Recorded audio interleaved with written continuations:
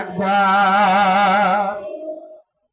এখনো বাকি যদি থাকেন তাহলে আসেন, প্রধান বক্তার হাতে অনেকে বসে আছেন দেবেন। তারপরে যদি এখনো কেউ বাকি থেকে থাকেন তাহলে দ্রুত চলে আসেন। এটা রিয়াজুল জান্নাহ, এই জান্নাতের বাগিচায় খরচ করলে আপনার অ্যাকাউন্টে জমা হবে জান্নাতের বাগিচায়। জোরে বলুন সুবহানাল্লাহ। দুনিয়ার অ্যাকাউন্টে টাকা রাখলে আপনার টাকা আত্মসাৎ হয় না, কি বলে আত্মসাৎ হয়, টাকাটা থেকে যায়। আর আল্লাহর অ্যাকাউন্টে আপনি জমা করলেন, এটা সদকা জারিয়া, আল্লাহর পক্ষ থেকে এটা কি নষ্ট হবে, কি বলেন? আপনার নেকি আমলের পাল্লা আল্লাহ ভারী করে দেবে। তোমরা মিজান, মিজানের বল আল্লাহ ভারী করবেন। এই টাকার জন্য, ইবাদতের জন্য, কোরআনের জন্য, রাসূলের জন্য, হাদিসের জন্য, সমস্ত ইবাদতের জন্য আপনার আমলের পাল্লা আল্লাহ ভারী করে দেবেন। ফামান ইয়ামাল মিসকালা যাররাতিন খায়রান ইয়ারা, সূরা জিলজাল। ওয়া মান ইয়ামাল মিসকালা যাররাতিন শাররান ইয়ারা।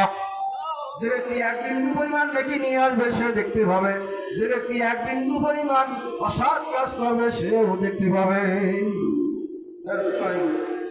সময় হয়ে গেছে, আল্লাহ পাক সকলকে যেন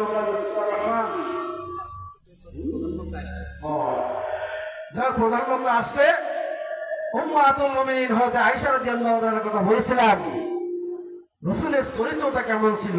আমরা তো আয়েশার কাছে অনেক সাহাবায়ে কেরাম, মহিলাদের মধ্যে বড় মুফতি ছিলেন হযরত আয়েশা রাদিয়াল্লাহু তাআলা আনহা। ঠিক আছে না?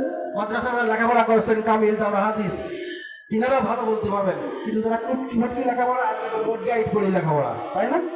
নোট পড়ি, পরীক্ষা দিয়ে আসলাম, তাফসীর পড়লাম না, কোরআন পড়লাম না, হাদিস পড়লাম না, হাদিসের ইবারত পড়লাম না।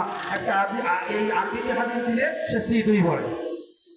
অধিকাংশ ছাত্র এরকম হয়ে গেছে এখন, অধিকাংশ।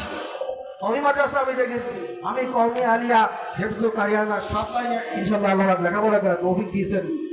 অনেক লম্বা হাদিস আরবি ইবারত সহ আল্লাহ পাক পড়ার বুখারী, মুসলিম, তিরমিজি, আবু দাউদ, ইবনে মাজাহ, নাসাঈ, ইনশাআল্লাহ সিয়াসিতা সহ আরো অনেক হাদিস আল্লাহ পাক জ্ঞান অর্জন করা তৌফিক দিয়েছেন। আল্লাহ বলেছেন ফাজলুল আলিমি খায়রুম মিন ইবাদাতিল জাহিল।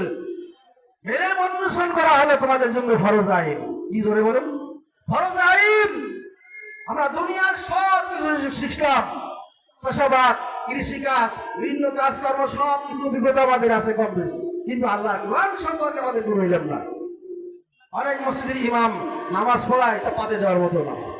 কি বলেন? সূরা ফাতিহা সহ কোরআনের কোনো সূরায় তার কোনো সহিষ্ণুতা নাই। আর আজান যা দেয় তাও তো আরো বেশি মারাত্মক। কি বলেন?